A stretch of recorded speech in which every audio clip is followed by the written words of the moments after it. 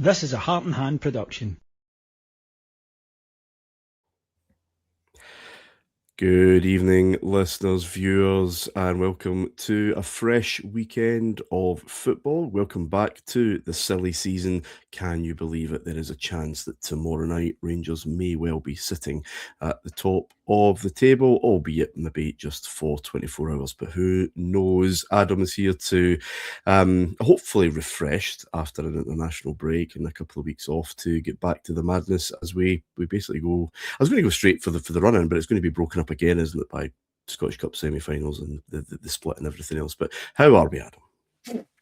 Good, yeah. I'm not sure that was the best timed international break. Normally, certainly by this stage of the domestic season, we're both desperate to see the international break. I did enjoy it. I did enjoy the respite, I have to say. But yeah, especially this season where it's going to be basically a week of football and then another 2 weeks off.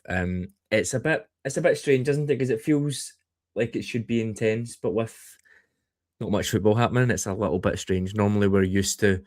Certainly this time last year, we were preparing for a trip to Bilbao for the quarterfinals of the Europa. None of that this year. We don't even have a cup to take our mind off it as well. So it's literally just 7 straight shootouts. So yeah, I feel a little bit strange about it, but I'm looking forward to getting back into it, and I really hope Rangers don't puncture that tomorrow. Yeah. It's a different one, isn't it, tomorrow, the chance to maybe go first and obviously go top psychologically, even though, obviously Hearts and Celtic play the next day, but for the first time, Hearts would maybe be kicking off, not being at the top of the table for quite a while. And again, how does that dynamic shift? A lot of ifs and buts, and obviously Rangers need to do the biz at home and all that. But the manager again today doing his thing where he just doesn't give anything away on injuries at all. And I've noticed this recently, and he seems to be firming up on this. And what that creates, obviously, is a very tedious kind of guessing game as to who's out and who might be out and everything else. Probably not Chukwuani, because he was on show today, and a player that I know you want to focus on this particular show. Yes, so we can do that now. That's good timing. I hadn't realised he was on. I must say, so I've not. This is not lined up, but it lines up very nicely.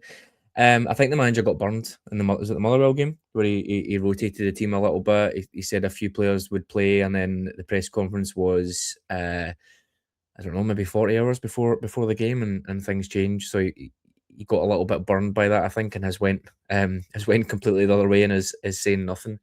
So yeah, Chukwuani, I think let's spend a few minutes just talking about his impact. I don't want this just to be here's an analysis of this player, but I do think when we've got some new players coming in and we're still working through a new system, shape, setup, and new territory in terms of the league, I think it's worthwhile just having a look at what we've got, and what we think it can turn into. So let's talk about him, and not in that usual is he a good player way. I think he looks like a good player. I think we know that, but as always with Rangers, that is not necessarily enough, really. In terms of looking like a good player, having a good few games, that might be fine at some clubs, maybe even the club he's came from, but here you need to be a little bit more.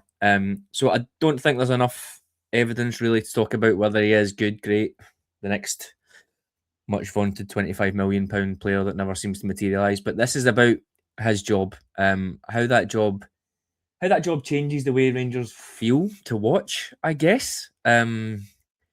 And it's a bit of a intangible or not as obvious an impact as maybe a Ryan, a Tor Romans, or what we hoped Skov Olsen would be. Those are kind of more binary. Are they doing things in the final third? Great, they are good.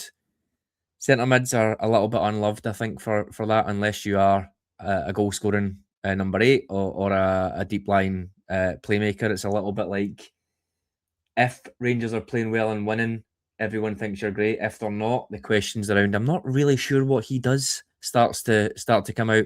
As always, we know that's how things work. It's all results dependent. But yeah, Chukwuani, he's definitely not here to be that kind of final pass guy, slipping in balls and assists, and that's not going to be his game.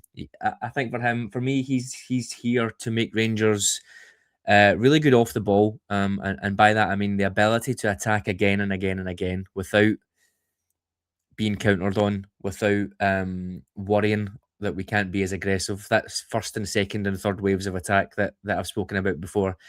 He's the guy I think that keeps the pressure on. He pins teams in, and he gives the other players the platform to go and play. So if I was describing him, I'd say he's a kind of second wave midfielder, Martin, like someone who does a little bit of everything.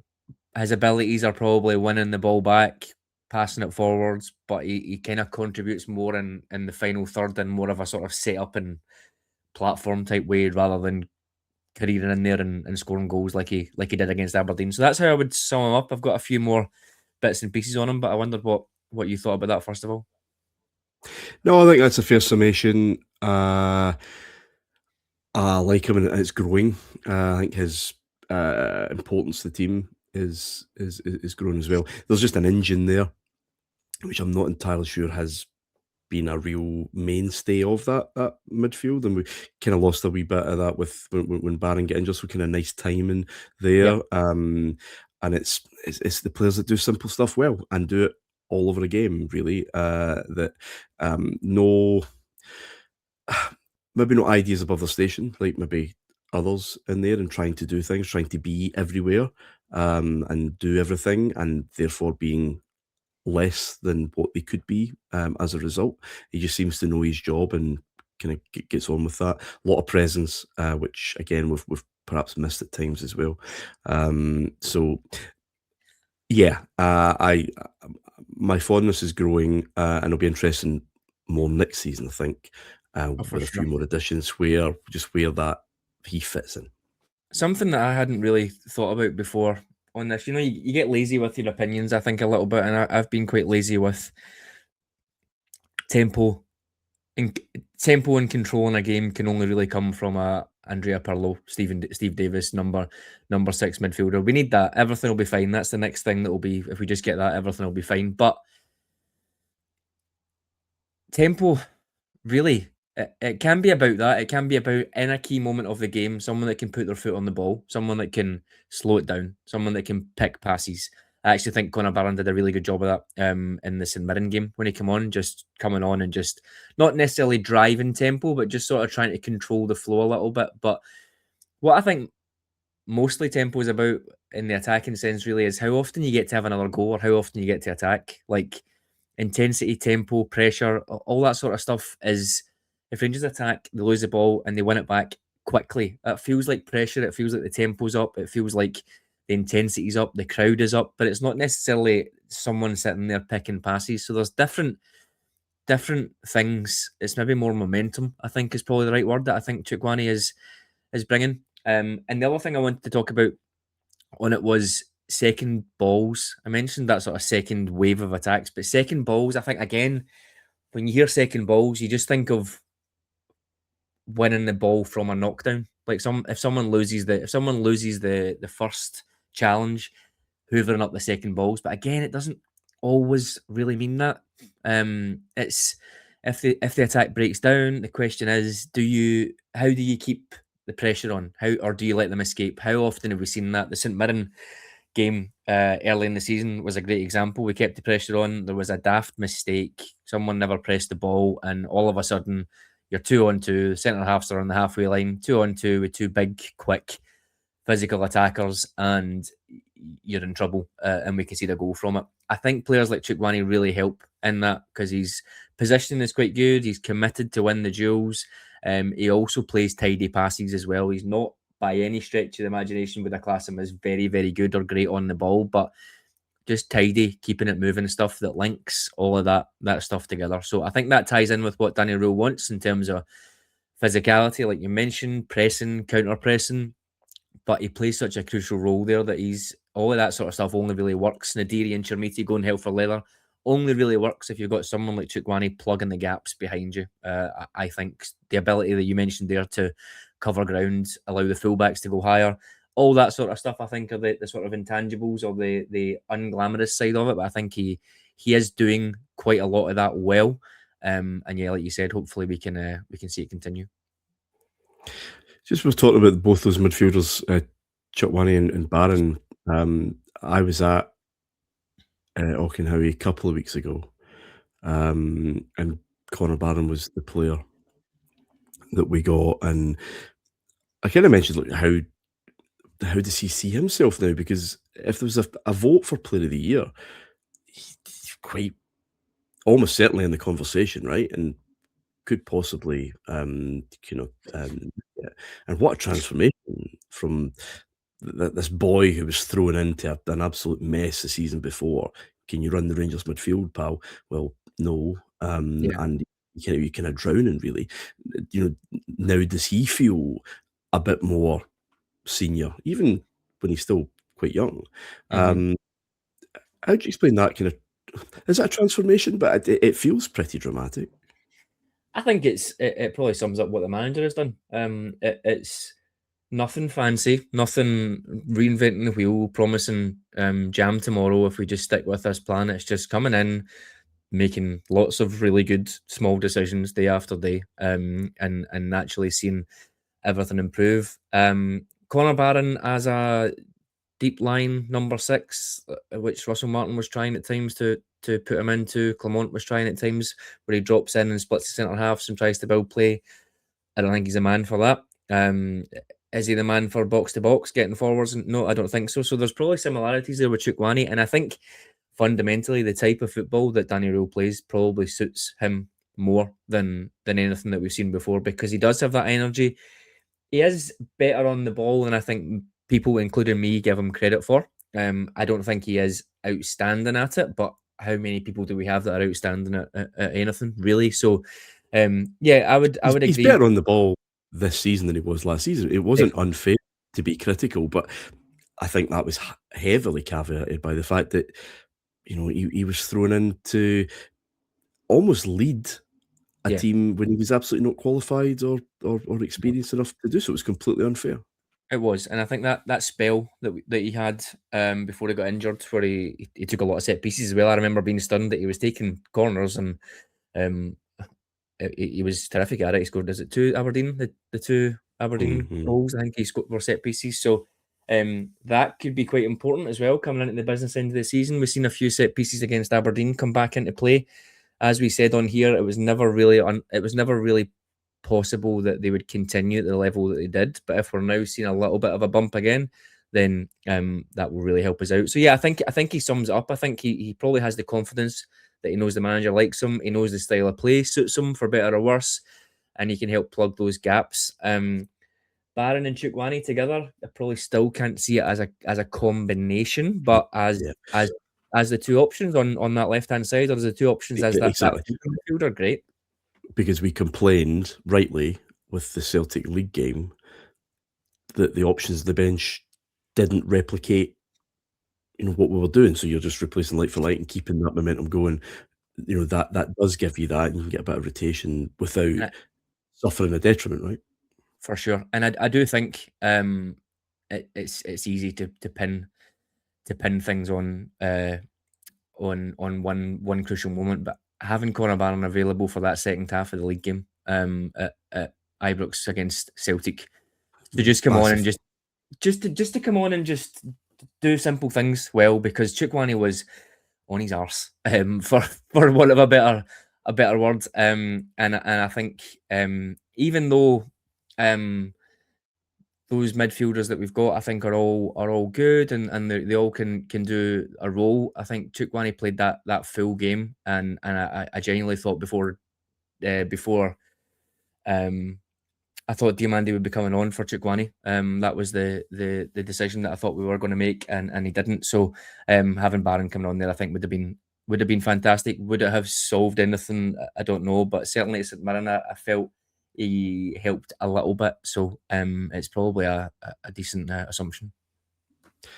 Going forward then, Adam, what do you think this weekend? I mean, I think weeks ago, maybe even a couple of months ago, I think I was on Sky and I was asked what I thought was going to happen. It's like, well, you mean anything, really, anything. But I did offer up the prediction that Rangers would be top of the league at the split, but there might be some heartache after that just because of the fixtures that the split's going to throw up. Yeah. probably stand by that, but it could be yet another interesting weekend. I mean, I think I'm right in saying that weekend in January, maybe the start of January, we went to Pittodrie, is the only round of matches in the league where all three of Rangers, Celtic, and Hearts have won. So It's insane. it is insane. It sums up what we've been saying on here, that it's competitive, which is great, but we're not seeing dominance in any way. Yeah, I think we have discussed Motherwell potentially falling away. We've discussed Hearts falling away, however quickly that would happen, and they are a little bit in terms of their results recently in the form table. Rangers are the only team trending up the way again over the last 5-10 games. I will agree on the mentality conversation if Rangers don't win the game tomorrow, for sure, because that It's just a new picture in it. It's a different story for them now, really. Yeah, and I do think we're guilty sometimes of inventing new ways to get annoyed about the lack of mentality or something else to add a little bit of pressure on. But I just think where everything is right now, with the two other teams, with us playing at home, with us playing first, to go top of the league with the goal difference that we've got, it's only a couple of goals, isn't it? But to go top on goal difference would sort of set down that marker, like you said. Hearts have been consistently unruffled, I think, probably, other than the game against us. I think they got a bit of a sore face in that one about a month or two ago. But other than that, nothing has really seemed to phase them. Really, I don't remember them being battered in many games. But just to go into that game, particularly against Motherwell, who I know aren't doing... sorry, Motherwell's the week after, isn't it? But particularly going into the game against Livingston, who I know aren't doing very well anyway. But it's Livingston, and it just gives them a little bit of something to think about, doesn't it? Yeah. Absolutely. I always like a wee look into the past around this time. I'm going to go April 1st. And I go in 1990, and Rangers had come off a run of 5 league games without a win, 4 draws, and a defeat. Not an unreal pressure because, again, everyone else around Rangers wasn't really making that count. Celtic came to Ibrox, and Rangers was superb. We won 3-0. A Mark Walters penalty in the first half from that hilarious Anton Rogan handball. A brilliant Maurice Johnson goal, linking up with McCoist, as they did so well. And then McCoy scoring a second half penalty to take Derry Johnson's Premier League goal scoring record. It was live on BSB. I don't think it was Sky, but I think it certainly the first time that Martin Tyler and Andy Gray sat in a commentary position for an Old Firm game, and possibly the first they ever did. So there's a lot to recommend it, but really, I would recommend it to you to have a look or get your thoughts maybe over the next couple of weeks, because it's an interesting Rangers season. Souness went away from his target man thing, obviously signing Johnson. So you get these two smaller, more mobile forwards. Trevor Stephen was not a winger. It was a really compact Rangers side, Adam. I think they lined up against Spurs in that infamous friendly where Gascoigne and Ian Ferguson had a bit of a set to.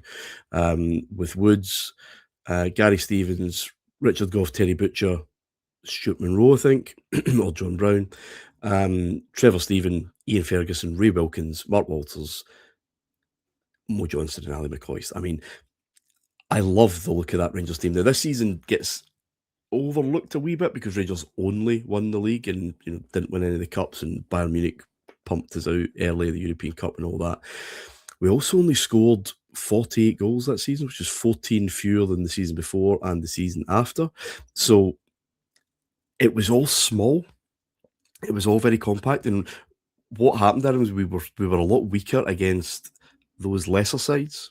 And we would get kind of bogged down quite a lot. But the head-to-heads against the top 6 was actually fairly good. In fact, very good. I think we only lost one, and that was against Aberdeen. And that was a game that Souness basically said, like, 9 times out of 10, we win that game. We were superb tonight. It was just one of those things. But as a tactical departure, and I've written about this a lot, I think Souness bottled it. I think Terry Hurlock and Haitley come in the following summer, and we're pretty much back to try and get that bit of steel all the way through. And obviously Spackman came in later in that year as well when Wilkins departed, and he never replaced the Wilkins thing ever, really. I don't think he really kind of trusted that, which is weird when you Trevor Stephen there, just use him in the middle and all of that. But trying to wrestle Europe and Scotland and all of these things, I do think it's a kind of underrated season as one to look at. Yeah, that's the name that popped in my head when you mentioned replacing Wilkins. There was Trevor Stephen. Was there anything about why he didn't look to that? Was it just trying to replace the irreplaceable, and it's better to try something else, or what was the? I just didn't. It just didn't trust the slight player. He wanted him basically. And Stephen did play. He played against Aberdeen famously in that League Cup semi-final, through the middle, bust through, scores. But just it's a very, very different Rangers team, and it's one that should probably get a wee bit of love. Anyway, thank you. That's the Prism. Looking forward at the present and at the past. Enjoy your weekend, hopefully. We'll see you next week. Thanks, Adam. Thank you. Bye-bye.